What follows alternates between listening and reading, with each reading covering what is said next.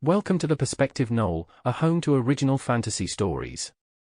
Videos are uploaded once a week, feel free to like and subscribe. Enjoy the journey. Chapter 11.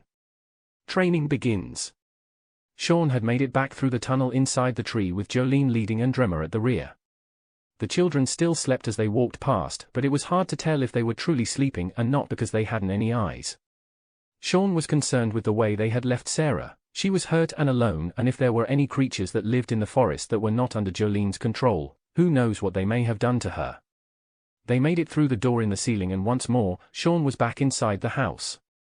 It felt different, like a sense of home now, and whatever dread filled him before had all gone away and a new excitement had emerged. Jolene waved her hand and the fire in the hearth roared to life, and she added water to a cauldron resting above the flames, and she grabbed a couple of glasses from a cupboard. "Shawn, this is why I have been so hard on all those who have come before you," Jolene began as she took a seat at the wooden table and placed the pair of glasses side by side in front of her. "I've been looking to train someone who has not been corrupted by the Severlan mages of Lufforain. You are the only one who has shown skill with zero training." Shawn sat down at the table and stared at her. He was amazed at what he had done and shocked beyond belief. "So, I'm here to learn the ways of magic from you?" "Much more than learn. You will be my apprentice and my ally in the coming," she stopped to choose her words carefully. "In the coming changes of the world. There is much going on right now and these paintings are at its source." "Why are these paintings such a big deal?"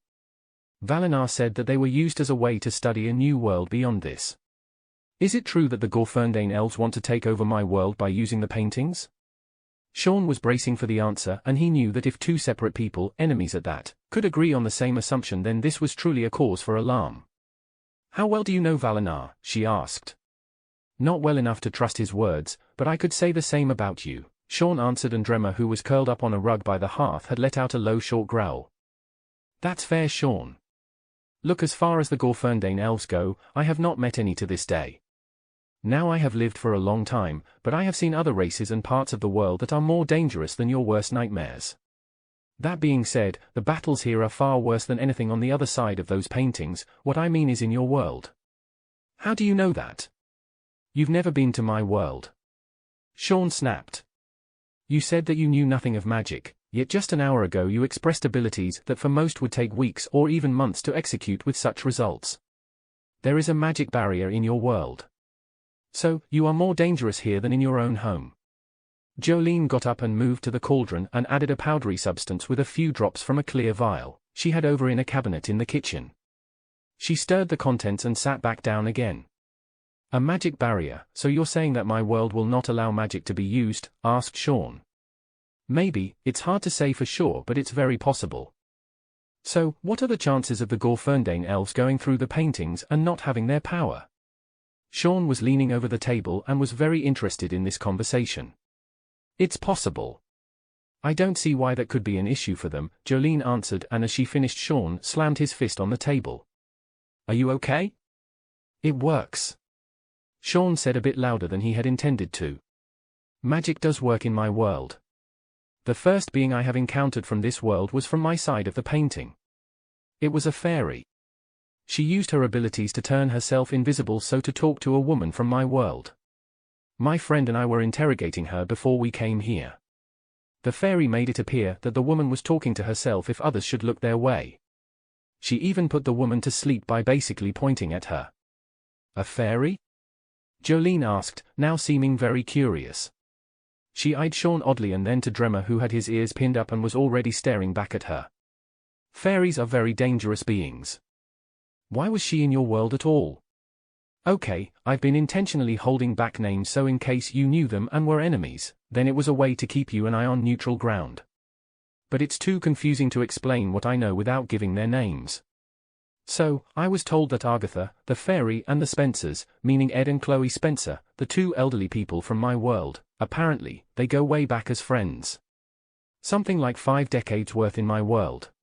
Argatha and Chloe were close, but Ed chose not to live in Lufforain and said that his wife shouldn't either," Shawn explained. "Argatha doesn't know who murdered Ed, but she was trying to get Chloe to come back here with her." Jolene stared back into Shawn's eyes for a few moments. It appeared as if she was going through her memory banks to see if she could match a face to any one of those names. She merely shook her head slightly before giving a response. Did you ever think that this fairy had killed the man in your world, and made up a story for you to believe so as to cover up something she intends to do? Jolene got back up and this time took the glasses with her and dipped them into the cauldron. When they surfaced, there was a yellow tint to the liquid and it bubbled a bit like wine. She returned to the table and placed one of the glasses in front of Shawn and she sat back down. "What is this?" asked Shawn. "It's a drink. Something worth celebrating over," Jolene answered and her face softened. They both took a sip of the drink and the whole time they never took their eyes off one another. Each of them was studying the other and there was still much trust to be gained from either side.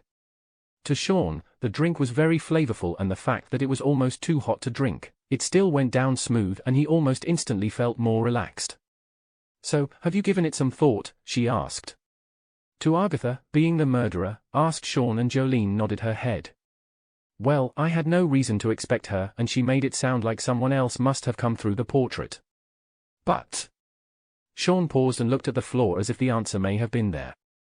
"But what's the motive? There had to be a reason to kill Ed and not Chloe, she was friends with both of them. You know that, or is that what she told you?" "Well, everything else she said checked out, from Harmon the Bear to Valinor, which includes the Wood Elves' fight with the trolls. Here's one last thing I'll let you ponder, do the Wood Elves really have so much land that the trolls are willing to fight for it? I'm closer here in my little house than the elves are and I have more land than they do. So why would the trolls not try to take my land? Either way, there is so much more land between us and the Hiatus Mountains, so why travel so far for hardly any land at all?" Shawn sat back in his chair and was truly puzzled. He didn't think that he was being lied to from the very start, but it seems as though Valinor and Argatha may not have been truthful.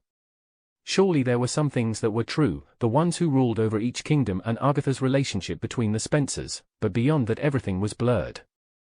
"Sleep on it, Shawn." Jolene finished her drink and tossed him a chunk of bread that was sitting in the middle of the table. "We have lots to cover and if you're as fast of a learner as I think you are, you'll help move my operations far ahead of schedule." She left the room and Dremmer followed her and there was nothing left but Shawn now. He listened to his surroundings for a moment and he could hear the fire crackling still, and the occasional hoot of an owl that sounded as if it was just outside the window. He stood up and filled his cup one more time with the drink, and ate the piece of bread that was surprisingly moist for something that was just found sitting on the tabletop. His mind raced about many things and Jolene had a point, he needed rest and a moment to process all that had happened. When Shawn awoke the next morning, he felt like yesterday was all a dream, well at least the part where he was able to cast spells. He lay there on the bed in Jolene's extra bedroom and stared about the room. There was a bookcase in the far corner that took up more than half the wall. A thin tall cupboard stood next to that, Shawn assumed a place for putting his clothes in. A window sat in between the bed and bookcase and outside, Shawn could see the green fog that blanketed that part of the woods. He rolled off his bed and stood up. He slowly made his way to the bookcase and one of them was already holding his attention. It was near the bottom shelf and had a black cover and red lettering on the side. When he pulled it out of its place and studied the cover, it was heavier than he'd expected it to be and at the center of the cover was an amber gem, no bigger than the tip of his thumb. The title read, Trouvenel the Gatekeeper, Fall of the Five. Shawn flipped to the middle of the book and was surprised to see that it was in English. So, Shawn began to read. The long-awaited trial had begun and yet the kingdoms were not ready for it. The purpose of the trial was to make the 4 members of the 5 see that the one in question, known as Errol Minna, was guilty of his plans to separate all the lands for his own agenda. The 5 to this point had always listened to the pleas of the other races and took them into consideration. Errol had become too self-righteous and believed him the only god that cared about the planet as a whole and its longevity. Errol had planned to treat the world as a divided land between the races. He did not think that it was wise to allow the races of Lufforain to live in the same city as a mixed-racial city. He had known that this would spark a war far faster between them than if they had lived separately.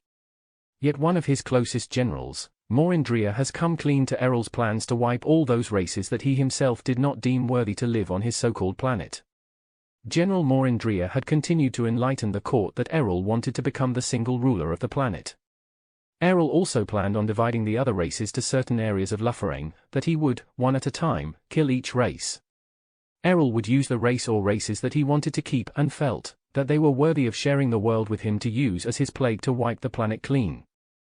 Trouvenel. That's a good read. Shawn snapped the book shut and turned around and saw Jolene standing just outside the door frame of his room. She was dressed in a long-sleeve shirt and some tight-fitting brown linen pants and looked like she was ready to take on the day. "Sorry, I didn't mean to snoop," Shawn said as he placed the book back on the shelf. "There's no harm from reading a book, Shawn," she replied and walked over to the bookshelf and grabbed the very book that he had put away. Trouvenel is or was, depending on what you believe, a being who kept track of the five. The five are the gods who were the Creator's first creations. Well, as far as useful gods go. They were supposed to be like a guide for us. Trouvenel. Well, she was immortal and not a god herself but was known as the Creator's scribe. She would catalogue all the doings of the five and whether it hurt the non-immortals of Lufforain or aided them. So the title says gatekeeper. Was she a gatekeeper? He asked. Keeper of knowledge, Shawn. If you had all of her books, then one would have the secrets of all of Lufforain. The gates are all around us and she created the keys. Wherever she was, she had insight to what was really happening in the world. So, who are the five? You said that they were gods made from your Creator. So are there gods of certain things? Shawn was well rested and ready for a long history lesson, but Jolene was done playing teacher. Perhaps later. But now you need breakfast. Then we will get to your training. She turned and left the room before Shawn was given a chance to say another word. Shawn did as he was instructed and made his way to the table, and Jolene already had a couple of scrambled eggs, what appeared to be sausage and more bread placed on his side of the table. There was also a small glass of freshly squeezed orange juice. Jolene claimed she had already eaten and was going to meet him outside when he had finished. The meal, although small in appearance, was a lot more filling than Shawn expected. He came out of the house and there on the front doorstep was Dremmer, and he was gazing out into the forest beyond. The morning was cool and the eerie green fog still lingered, and there was no telling what time of day it really was. Shawn then noticed that in all of the trees that surrounded the house were members of the Stormbreaker Owls. All of which were looking intently at him as if a show was about to begin and he was the star. So, Shawn, are you ready to learn the ways of magic? Jolene had walked up from the right side of the house and she held her staff in her hand.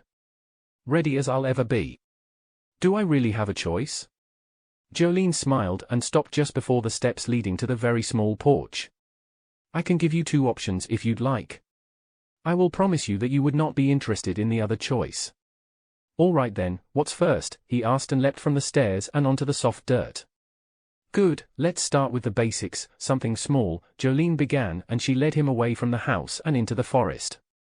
There were no paths to follow, so it was hard for Shawn to tell if she knew exactly where she was going, or if she was just walking in general to get some distance from the house. They made their way to a pond and there a small fire was already lit clearly. This was staged by Jolene. Next to the fire was a black pot filled with water and a few vials of unknown liquid sitting in a round next to the pot. Shawn also noticed that the fog seemed to be pushed away from this area as if the fog was unable to cover it. The sun shone brightly above and there was a sense of fresh air that swirled around him. So, first we are going to try a few of the elements. Earth, wind, fire, water and eventually soul magic, Jolene began. So, are there any words I need to memorize before I start attempting these spells? Maybe body movements that will aid in the spell taking shape? Shawn was nervous and excited too. Did you say any words yesterday when you were casting spells against Dremmer? She asked, and there was a hint of humor in her tone. Shawn thought, and the answer was simply no. I just thought about doing it. I used my hands and arms to act out what I wanted the trees and roots to do, and it happened. Shawn laughed at the end of his answer. How can I know how to do something without having trained for it first? I believe that will be answered soon enough, she replied, and she picked up an empty vial and filled it up from the pond and placed it beside the cauldron. She then raised her hand over the vial and a moment later, the water was sucked up out of its container and gently floated to her palm. The water was still sloshing about and never took any real shape. It hung in the air like water would out in space. Wow, that looks cool, but how are you doing it? Asked Shawn. First, think about what you want to do after you have found an object to manipulate. Then give it a command and almost simultaneously aid the action with your body. Jolene then flipped her palm over and the water was now floating above it. I want you to try and take this from me. I don't want you to do it forcefully, but allow it to slightly glide from my hand to yours. Okay, so should I say something like, water, get over here? Whatever makes sense to you. Just remember to use your body and your mind to allow the freedom of what you may think is impossible. Jolene took a few steps away from Shawn and waited. Shawn held out his hand and studied the water. He thought about it moving towards him and then said, come. Nothing happened. Yet this did not deter him in the slightest. So, he tried again and again. In fact, the more he failed, the more he desired for an attempt to have any sort of change at all. Jolene was amused by this and inspired by her new apprentice. She never thought something so simple could pose such a challenge, but the fact that it only made Shawn push harder meant that he would be a favorable matchup for the events to come. After what seemed like 50 attempts, Shawn finally put both hands down and stepped back. He looked across the pond and with a frustrated sigh, returned his gaze back to Jolene. What am I not doing? Jolene made the water go back into the vial and stepped close to Shawn. Magic is complicated to master, but simple to obtain. This has to come from a need. You need to make this challenge an emotional one in order to grasp it well enough to truly learn it. Only then can we begin your training. Shawn returned his gaze to the pond and stared into it. He shook his head and lowered his eyes. A thought then crossed his mind. It was a very common thought in his life, and it was his wife Laurie. How he thought she would love this place and possibly would be able to wield magic too. He wanted so badly to hold her again, and that sparked an emotion like no other. Shawn looked back at the pond and raised both of his hands. He focused on the water and soon, a large mass of water was rising from the pond. It raised almost 4 feet above the rest, and then he moved his hands as if trying to shape it into a ball. Jolene was left speechless as she stared up at the water that was now hanging freely in the air by her apprentice. The water then began to swirl, and she thought this was the moment when it would turn into a ball. Shawn was trying to accomplish his task, and she was thrilled to see this explosive effort. That's it, Shawn, whatever you're feeling, that's it. Jolene excitedly clapped her hands together.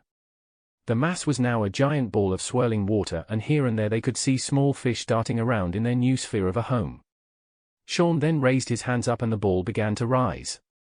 Now the sphere was 20 feet up in the air, and suddenly Shawn dropped his arm and the ball shot back into the pond with a massive splash.